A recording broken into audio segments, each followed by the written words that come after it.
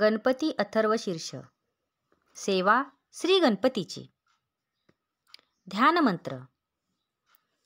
वक्रतुंड महाकाय सूर्यकोटी समप्रभ निर्विघ्नं कुरु मे देव सर्वकारेषु सर्वदा.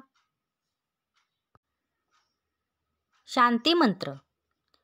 ओम भद्रं कर्णेभिः शृणुयाम देवाः भद्रं पश्येमाक्षभिर्यजत्राः स्थिरैरङ्गे तुष्टुवागुंसः तनूभिर्व्यशेम देवाहितं यदायुः. ॐ स्वस्ति न इन्द्रो वृद्धश्रवाः स्वस्ति न पूषा विश्ववेदाः स्वस्ति न ताक्षो अरिष्टनेमिः स्वस्ति नो बृहस्पतिर्ददातु. ओम शांति शांति शांती.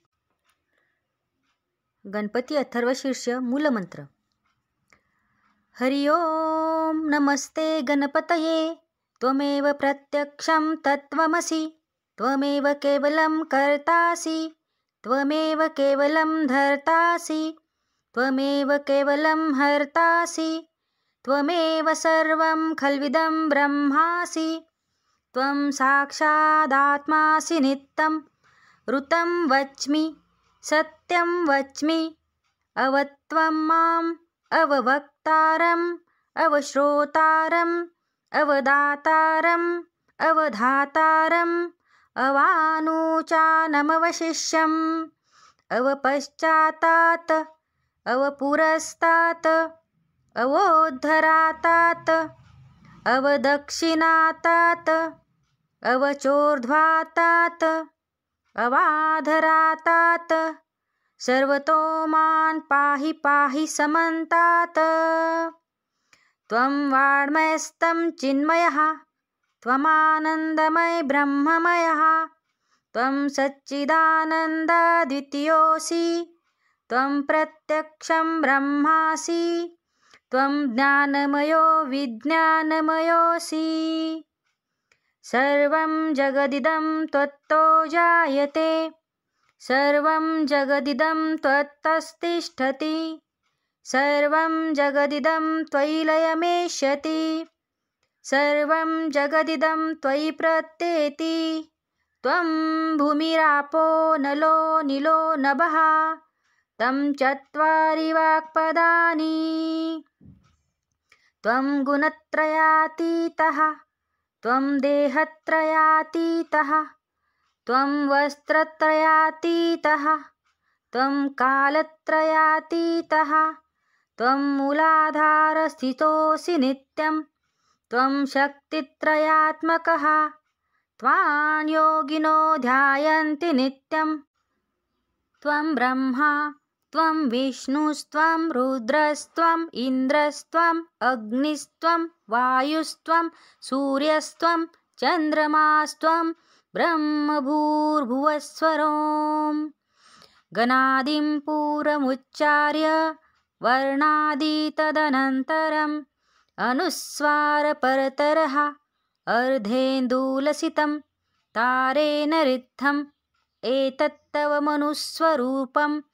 गकारः पूर्वरूपम् अकारो मध्यमरूपम् अनुस्वारचान्त्यरूपं बिन्दुत्तररूपं नादः सन्धानं संहिता सन्धिः. सैषा गणेशविद्या गणकऋषिः निःसृत गायत्री छन्दः गणपतिर्देवता. ॐ गणपतये नमः. ॐ एकदन्ताय विद्महे वक्रतुण्डाय धीमहि तन्नो दन्ती प्रचोदयात्. एकदन्तचतुर्थहस्तं पाशमङ्कुशधारिणं रदं च वरदं हस्तैर्बिर्भाणमूषकध्वजं रक्तलम्बोदरं शूर्पकर्णकं रक्तवाससं रक्तगन्धानुलिप्ताङ्गं रक्तपुष्पे सुपूजितं भक्तानुकम्पिनं देवं जगत्कारणमच्युतं आविर्भूतं च सृष्ट्यादो प्रकृते पुरुषात् परम् एवं ध्यायन्ति यो नित्यं स योगी योगिनावरः नमो व्रातपतये नमो गणपतये नमः प्रमथपतये नमस्ते स्थूलम्बोदराय एकदन्ताय विघ्ननाशिने शिवसुताय श्रीवरदमूर्तये नमो नमः। फलश्रुति एतद् अथर्वशीर्षयोधीते स ब्रह्मभूयाय कल्पते स सर्वविघ्नैर्न बाध्यते स सर्वथा सुखमेदते स पञ्चमहापापात् प्रमुच्यते सायमधियानो दिवसकृतं पापं नाशयति प्रातरधियानो रात्रिकृतं पापं नाशयति सायं प्रातःप्रयुञ्जानो अपापो भवति सर्वत्राधियानोपविघ्नो भवति धर्मार्थकाममोक्षं च विन्दति इदम् अथर्वशीर्षमशिष्याय न देयं यो यदि मोहाददास्यति स पापीयान् भवति सहस्रवर्तनात् यं यं कामामधीते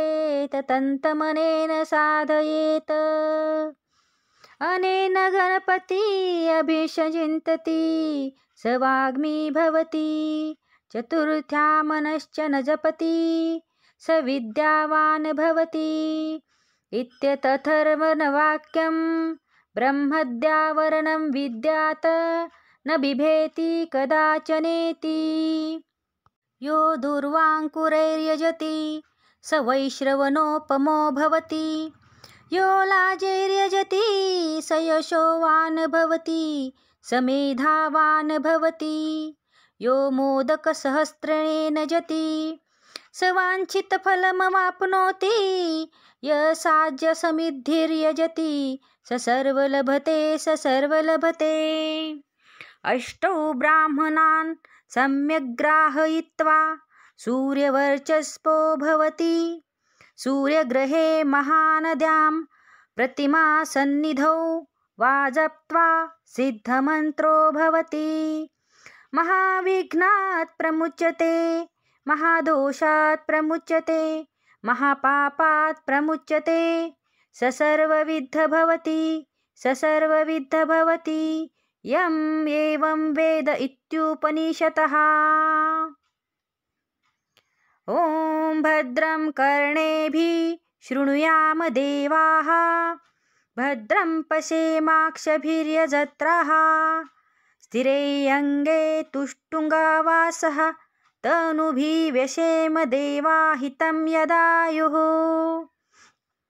ॐ स्वस्ति न इन्द्रो वृद्धश्रवाः स्वस्ति न पूषा विश्ववेदाः स्वस्ति न ताक्षो अरिष्टनेमिः स्वस्ति नो बृहस्पतिर्दधातु। ॐ सहनाववतु सहनौ भुनक्तु सह वीर्यं करवावहै तेजस्विनावधीतमस्तु मा विद्विषावहै। ॐ शान्तिः शान्तिः शान्तिः।